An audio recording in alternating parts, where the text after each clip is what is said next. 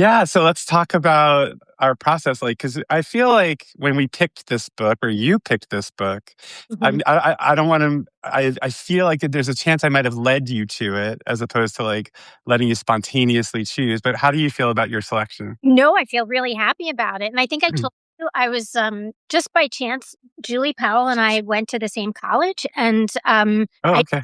I never knew her in college, but there's, I have to write about her for my college magazine, so I've been thinking about her a lot, and this was a good excuse to reread it for that reason too, so I was just happy to be able to, like, to talk about it with to bring it back to people because I such an important piece of work for food writers. So, Yeah, so let's get into it. So tell us, what was it like reading it again? um, well, I deliberately did not listen to any of your podcasts about Spark Uh-huh. Substack Lives or read about them because I was afraid I would, like, steal your opinions. So, if I'm being repetitive, but I just so 20 years ago when this book came out or whatever, 21 years ago, right? 2000, Mhm. I was not yet a food blogger.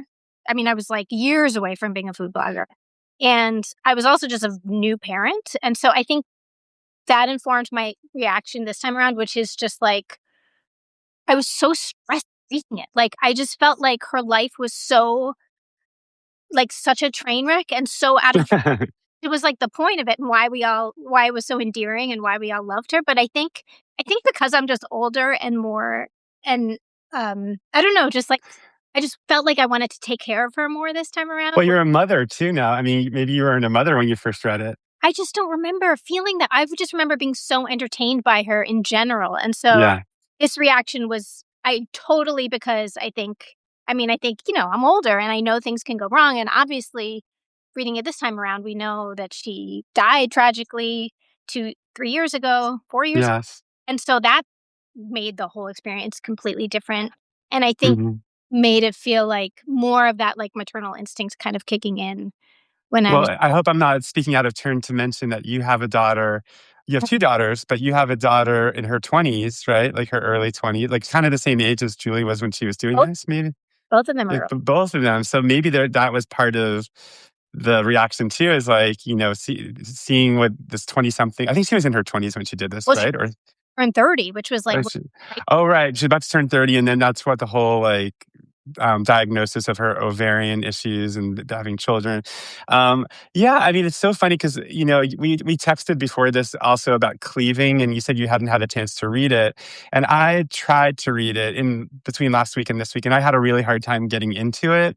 But similar to the way that you filtered this book through the knowledge of her death, it's interesting to look at cleaving and then like kind of reframe this book because cleaving is just so brutal. I mean, it's about butchery, but it's also about her cheating on her husband, and like the way she writes about it is just so kind of like I don't want to say macho, but just sort of brutal is the only word that comes to mind. Just sort of she kind of so irreverent, and she just yeah, but made it who just invented that genre. It feels yeah, but with Julie and Julia, I mean, there's something almost lovely about the book, like how she finds this project to pull her through this challenging period of her life and to sort of find focus and find meaning.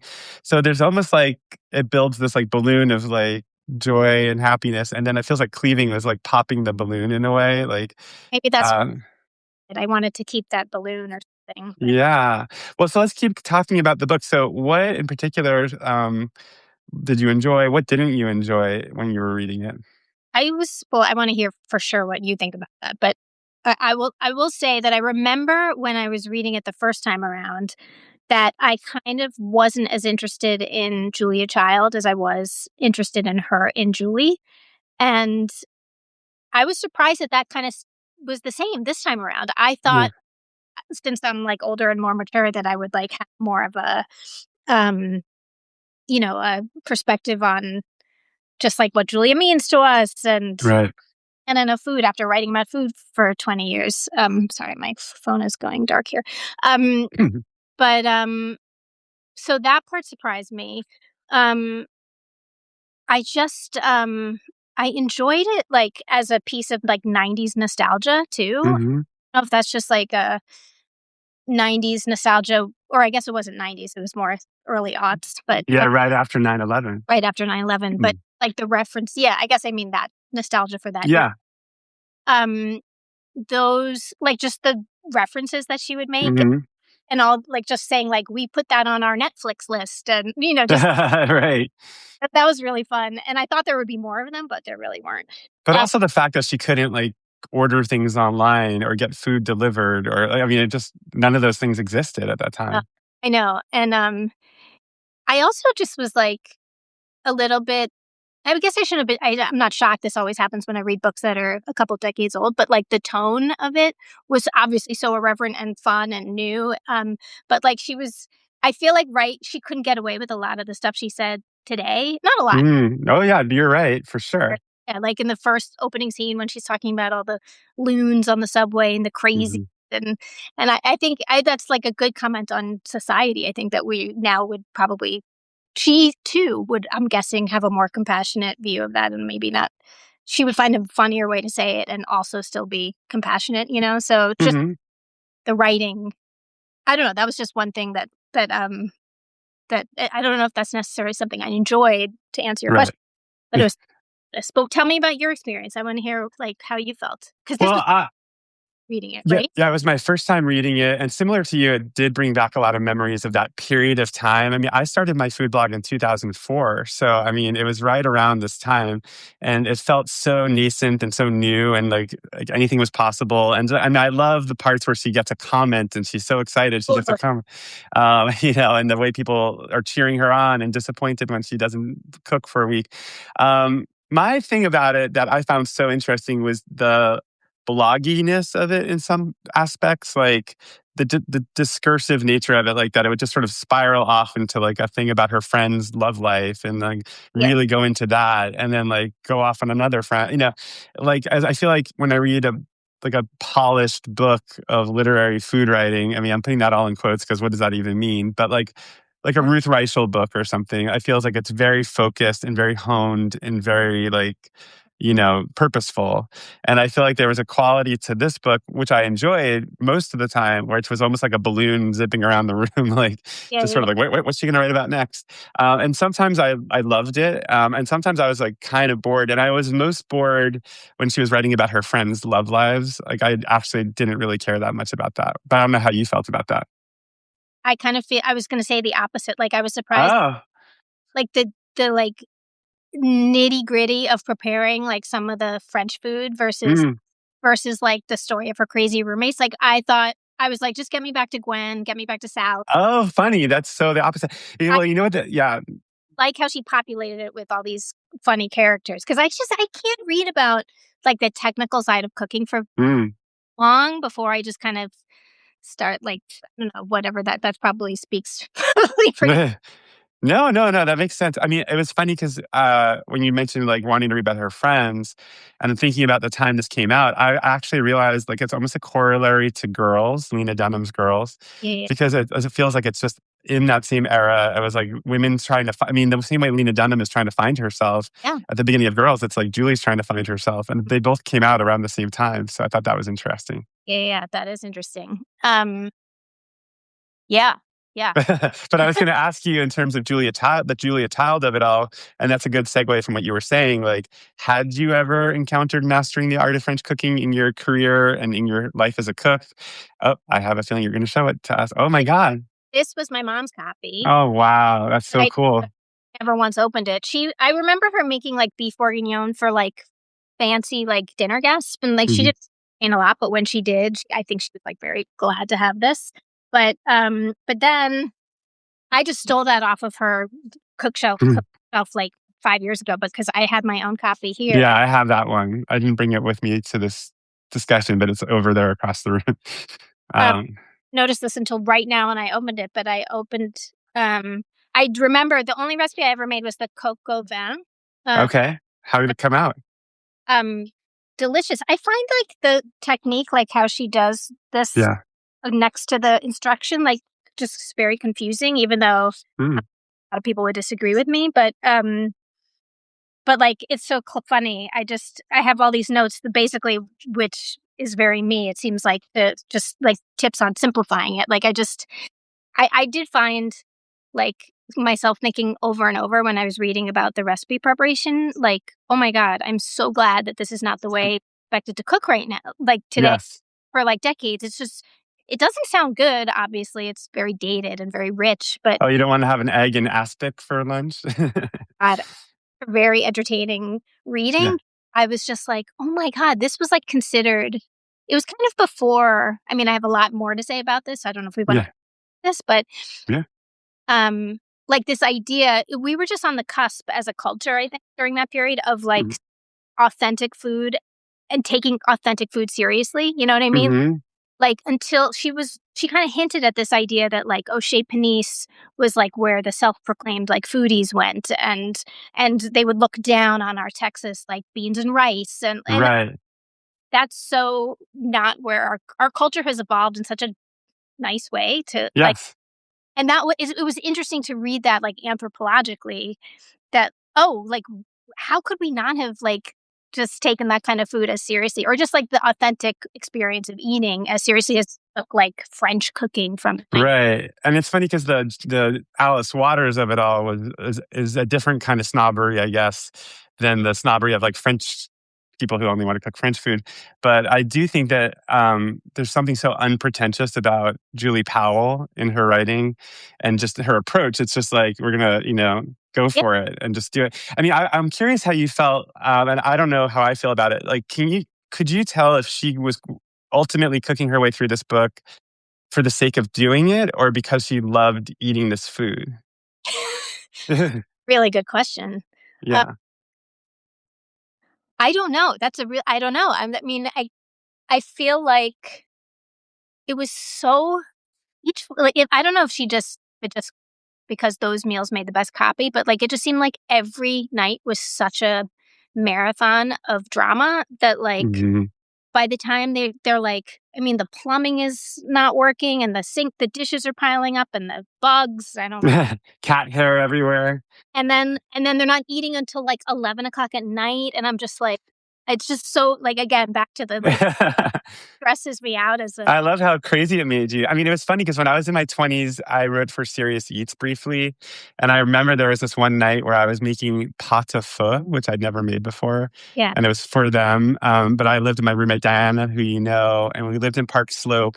And Craig was there. And it was like freezing. Like our baseboard heating wasn't working. And I bought all this weird meat that I was like boiling in this big pot. So, like, that era of my 20s, like, I really related to that like kind of chaotic, like trying to cook something crazy. Yeah. Did you ever do that? Like, did you go through a wild period? I guess no, I mean, yeah, I mean, relative to who I am, I guess it was, like, I shopped for ingredients after work one night, like, Wow. that the day before, and I remember that Girls gone wild. I was like, "I could never do that again," like, Yeah. this night that I'm cooking, but, I can't remember why I was going down this so, like, to answer your question, like, I just by the time they sat down and ate, like, there were a couple moments where she was like, "Oh my god, that was so freaking good," and that was Right. but a lot of the time she just seemed, like, just so exhausted, and I just want Mhm. to sleep and, like, get some rest and take care of herself, and so, I don't know, and then, like, there were all those, like, beautiful moments where she pulls back and talks about what the project means to her, which I just Mhm. love so much, like, how I mean, especially at the end, I don't wanna spoil it for anyone who hasn't read it, but, like, No, they're supposed to have read it by now, so you can spoil it. just I mean, I can find it, but just like how she realizes that, like, Julia had figured out what it means to what joy means, and she even says, like, "Ugh, I hate the word joy," like, Julia really had figured something out in terms of, like, how creative acts save her Mhm. saved Julia, and this act was saving Julie in her own way, obviously, and so I think, like, eventually I mean, the project came along, like, as a food blogger, and I totally Mhm. relate to this, like, you're cooking, but you're also, like, addicted to um, the creative process and the Yes. feedback and, like, the people Oh, respond, yeah. I'm like, still addicted to it. That's why we're doing this live chat right now. so fun, and, like, reading the comments, I agree, was so funny, like, and Yeah. Like, this could literally be a commenter on one of my posts today, like, the guy who kept on saying, like, "I think you could communicate this without using so many F-bombs." Like, Mhm. Well, one thing that I really like about the movie have you seen the movie recently, or has it been a while? I saw it a long time ago. Mhm. I felt like what the book sort of does a little bit that the movie does really well is sort of really draw out those parallels between Julie and Julia in their lives and finding themselves and Yeah. discovering things. And like, it's kind of like, and I think that that was sort of Nora Ephron's like almost improvement on the text. Cause in the text, she has these little moments of Julia Child's life, which I'm not quite sure what we're reading there. Like, I can't quite tell if that's real stuff or I if that's Julie Powell writing that. I Googled to see if it was real, and it did say that it was real, but I didn't go really down the rabbit hole. Yeah. But I feel like it doesn't work for me until the very end when Julia Child makes the decision to go to Le Cordon Bleu. Agree. Hun But in the movie, she makes the decision to go to Le Cordon Bleu way earlier, and so then you get the parallels of young Julia Child finding herself in the kitchen and working her way up to Julie doing that, and I thought that was really beautiful. And the movie, I don't know if you remember how it ends, but I love the ending, which is when Julie Powell, which is from the book, she brings a stick of butter to the Smithsonian Okay. and leaves it in Julia's kitchen. But in the movie, you see Julia's kitchen, and it's basically like the museum version. And so Julie Powell walks away, or Amy Adams, and then it kind of morphs back into like the real kitchen. And Okay. then Meryl Streep comes through the door with Stanley Tucci and starts cooking. And it's like, oh, that really got me.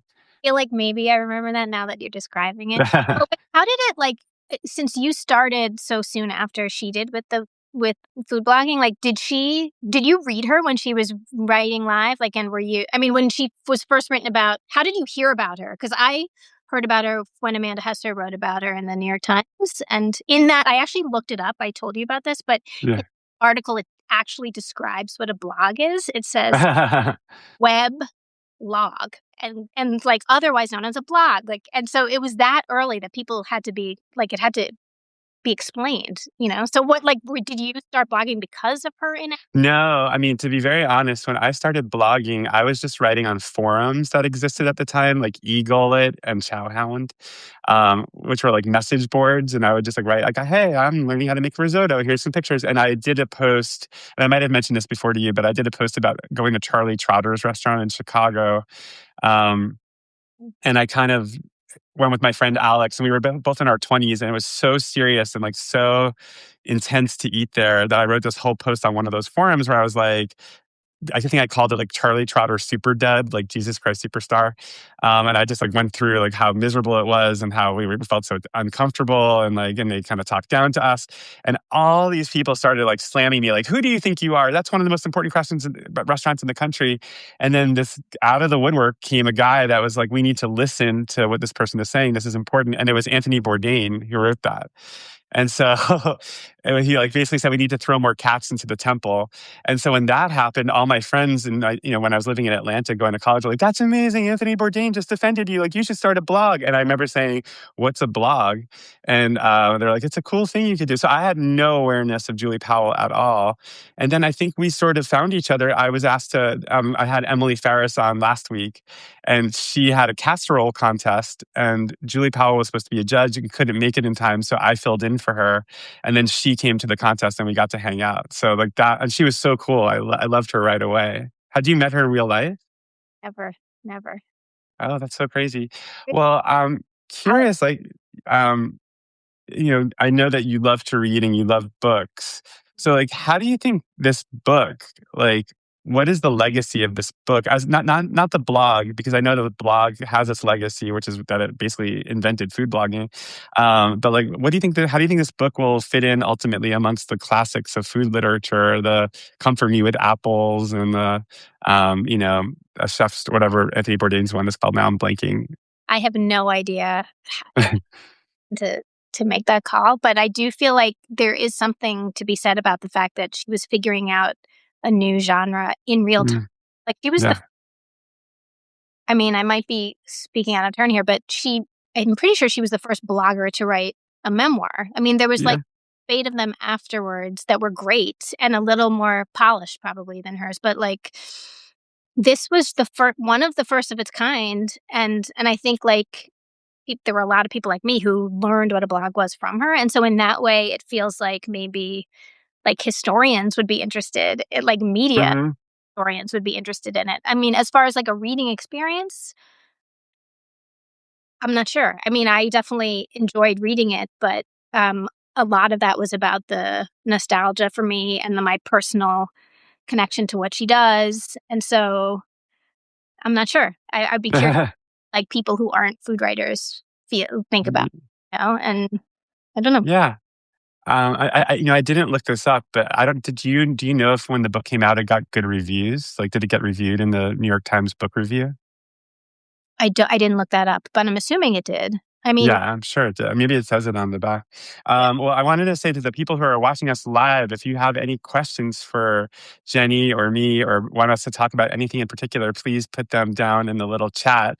But Jenny, I was going to ask you if you were going to cook your way all the way through one cookbook. I don't think I prepared you for this question. So, You did just a couple hours ago, so I've been thinking. uh, Yeah. oh, you have been thinking, okay, I guess I did send that to eh, you. So what book would you cook your way through?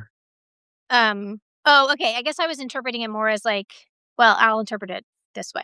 There's like when I was in my 20s, if someone like when I was Julie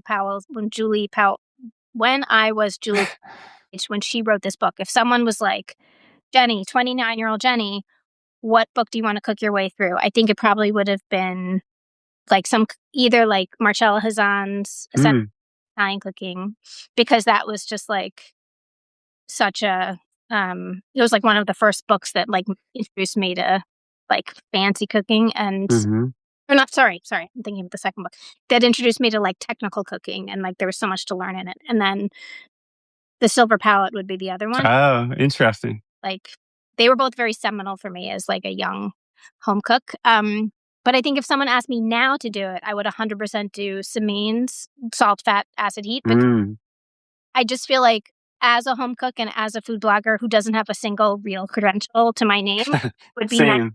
It would be nice to learn. Like she's such a teacher. Yeah. Y- I've cooked many recipes from her books, and every time I cook from Salt, Fat, Acid, Heat, I learned so much, not just about what I'm making, but just techniques for other times in the kitchen. And so I feel like if I cooked my way all the way through that book, and then the next one that she wrote recently, Good Thing, Mhm. I think I would be just like an exponentially better cook. What about you? That's great. What's your Well, I did want to say, like, in terms of learning techniques, it's funny because for one of my newsletters for this book club, I cooked a recipe from Mastering the Art of French Cooking, which, similar to having never read Julie and Julia, I also had never cooked anything from Mastering the Art. And I made beef bourguignon. And what I loved about making Julia's recipe was you would think at this point, because I've made beef bourguignon before, I've made like other people's recipes, like from the Savour cookbook. But you would think that like there'd be nothing left to learn. yeah. But in the Julia recipe, she has this great moment of the recipe where after you brown the meat and after you add all the aromatics and stuff, you add flour and then you put it into the oven and it caramelizes the flour in the oven. And in a weird way, that step was mind blowing to me because then you take it out and you have all these caramelly bits on the bottom, and then you add the wine and you work that up. And unlike a typical braise where you just brown the meat and add the wine, this added like an extra element of flavor. Oh, we have a question. How do I? Oh, I see. And Um, and that's what's a good Julia recipe to start with? One that perhaps provides technical learning but is not overly challenging. Well, I would say the beef bourguignon. That was pretty amazing. What would you say? I mean, my experience is only cooking coq au vin, but Coco van. Yeah. like that Julie Powell focused on in in her book. Yeah. They all seem Well, what she does in the book that I've never done, it's from Mastering the Art, is like buttered cucumbers or like cooking cucumbers in butter. I've never done that before, so that might be an easy one to start with. But yeah. to answer your question about which book I would cook my way through, I think it might be Zuni, the Zuni Cafe cookbook, Okay. Yeah. because Wow. I love that writing and I love the sensibility behind it. I just love that it's not so much about technique, although technique is a big part of it. It's also about taste Mhm. and like understanding, like having good taste, I guess, or like understanding like what to look for and how to Oh, think about oh, food. taste, like, not just the way something tastes, but, like, an aesthetic around tasting or Yeah, okay. because I think when you go to Zuni Cafe, there's, like everything is so elegant, Yeah. and, like, I went there not too long ago on my book tour, and, like, every little detail like, I had the espresso granita, which is one of their famous recipes from the book, for dessert, and it came in this, like, beautiful crystal goblet with, like, the perfectly whipped cream on top, and it was just, like, all those little details added up, and it's like, I mean, you've been to my house for dinner, I just, like, flop it into a bowl and put some cheese on top, so, you know. All of but wait, did you, does she write about that kinda thing in the Zuni cookbook? Like, Yeah, right I mean, well, she writes huge essays in the book, so it's about a lot of her thoughts and opinions about these things. To be very honest, I always say it's my favorite book, but I haven't really cooked that much from it. So I need to maybe I need to Julie and Julia the yeah, Zuni Cafe book. Um, well, did we cover? I'm trying to think what else I prepared you for. I got to look at my notes.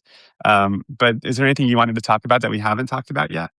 I'm gonna look at my 3 pages of notes for you here. Oh my God, you did 3 pages of notes. Wow. Well, what I do is, like, when I read books when I that I know I'm gonna have to write about or talk about, I just write notes in the margin as I think of them, and then I write them all in a I type them all out just to remind myself, because otherwise I would completely forget, like, everything that I just read. Um, but, no, I mean, I think we covered it all. I mean, I was, like, kind of obsessed, but I did see when you first wrote about it, when you first announced this book club and you, like, said, "What is the difference between blogging and Oh, right. blog kind of writing and literary writing?" And that, I have to say, like, really I didn't read what you said because I didn't wanna know, but, like, but, I don't know, where did you come out on that? Because I've been thinking about that. I didn't even read what you wrote, but just the headline of that has been making me, like, every time I log in to, like, post Substack, and as I was reading Julie, it just, like, has stayed with me, so I just wanna know what your like, tell me more about what your conclusion you came to, if any. I don't know, it's a hard question to answer. Well, it's funny because I always felt like being a blogger was almost an albatross Mhm. around my neck in terms of being taken seriously. If I wanted to write a book, which I ultimately did, like writing my novel, like took me about 20 years to get to the point where I felt like I had the courage to do it. And I have to say, when I sit down to write the novel or I'm working on the next one, I'm very careful with my language and very like I'll polish a sentence a few times before I let it go and move on to the next sentence. And Mhm. it's all about rhythm and tone and just there's a certain perfectionism I try to do when I write literary writing. And then with my blog, it's the total opposite. Or my newsletter, it is like a balloon, like just like Yeah, let it rip. yeah, And yeah. and I think that's what people love about blogging. And I think that's why that kind of writing now has morphed into Substack newsletters, I think. But people love those huge like Yeah. gushes of, and I've written about personal things before in my newsletter and on my blog, and I think there's a certain freedom that comes with blogging that you don't get from more serious writing. So for me, it's not like one is better than the other. I do think this book is perfect as is because it captures in book form what made the blog so successful. And you wouldn't want her to try to suddenly write like MFK Fisher Yeah. when she's writing her memoir. So I think it really works in this book. But I do think there is a difference, though. I mean, what makes this book bloggy to me is just the chattiness of it and the casualness of it and the sort of going off on tangents. So But also, it's not, yeah. he addresses she addresses the audience often, I mean, addresses the reader as you a lot. Like, have you ever heard of this woman, Oh, yeah. Child? Which is, like, something I never really Yeah. thought about, like, as a Hmm. like, you're in a conversation with someone, you're, like, writing a letter, like, that's the conversational tone, and just to read it in a book with that question in mind, it was just made me kind of and then and yes, like, all the M dashes, did you notice, like, Hmm. right, a lot of M dashes? Because as you Yeah. said, whatever you're thinking, "Oh, I have this other thought, I'm gonna just put it in here," and without it has the impression of, like, someone who's just has just a second to write, and this is what they want you to know, and Hmm. guess in a book, I'm not as used to that kind of rhythm, so, um, yeah, I don't know, I mean, it's like, but if, like, literary writing is something that makes you feel something or that is moving or just explore some dark side of us, and I don't know, I felt like it was very good at doing that. It was very effective, and, like, I just Mhm. really she was not afraid to go there, you know, and I just I don't know. I felt like, I don't know, I had a hard time with that, with just, like, coming up with just, like, what like, why we needed to label her something like, why we have to fit her somewhere in the literary canon, you know? Well, it's also interesting. I think it's a sensitive subject for me because I don't know if you remember this, but Chris Kimball once wrote an op-ed, the former editor in chief of Cooks Illustrated, now founder of Milk Street, in the New York Times, where he like called food bloggers like a ship of fools. And he said it was just he hated like vloggers. He thought like, it was undisciplined, too casual. And I remember I wrote a rebuttal and I said like, we may be a ship of fools, but your ship is sinking. Yeah. um, So so that's that was kinda good, like, you kinda want him to not like the food bloggers, you know? Yeah, I mean, that was like 15 years ago. Now he's doing TikTok videos, so it's like, Right? yeah, like of course. But I guess it was something I was always sensitive about was like being dismissed as a food blogger, and I do feel like there is still Oh, a totally. little bit of like a snobbery from like the official restaurant sections and dining sections of newspapers, and Right. that certain bloggers get elevated, but not everyone. Well, Jenny, thank you so much. Now, I don't know if you saw this, but our next book was selected by Eric Piepenberg. Oh, And that book is Fried Green Tomatoes at the Whistle Stop Cafe, which I've never read. I haven't either. And The movie I'm, the movie based on it, or yeah. And apparently, like, the book is about a lesbian couple, like, because he wrote a book about gay restaurants that Mhm. just came out called Dining Out. So that's partially why he selected it. So I'm very curious about it if you want to join us I don't in know reading it. the sign on for that one, so I'll Okay. yeah. Well, thanks, Jenny. Well, let's hang out in real life and talk about what we really thought about this book. Here. That was really Okay, thanks, Adam. that's great. Thanks so much, everyone, for watching. Bye.